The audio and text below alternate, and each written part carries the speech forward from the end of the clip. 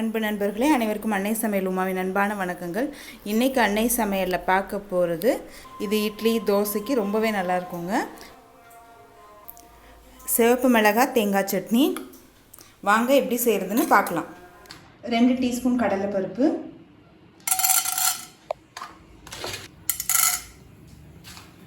1/2 teaspoon சீரகம்,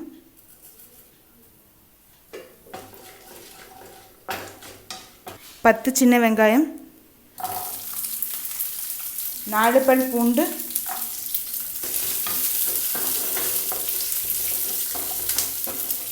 சின்ன வெங்காயத்தை நல்லா வதக்கிக்கலாங்க.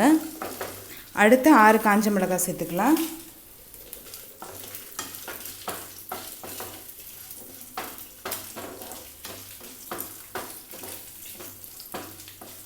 அரை கப் தேங்காய் துருவல்,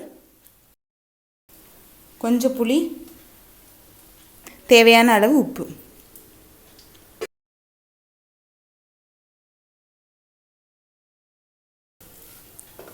இப்போ இது கொஞ்சம் நேரம் ஆறின பிறகு தேவையான அளவு தண்ணி சேர்த்து மிக்சியில் நைஸாக அரைச்சிக்கலாம். இப்போ சட்னியை தாளிச்சிக்கலாங்க. 1/4 டீஸ்பூன் கடுகு,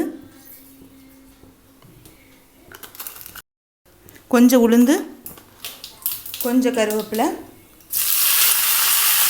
கொஞ்சம் பெரிய வெங்காயம்,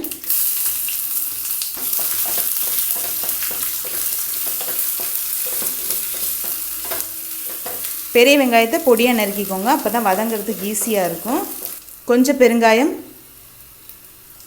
இப்போ சட்னியை தாளிச்சிடலாங்க.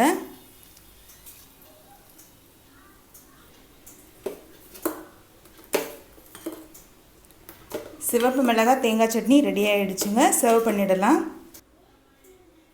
சுவையான சிவப்பு மிளகாய் தேங்காய் சட்னி ரெடி ஆகிடுச்சு.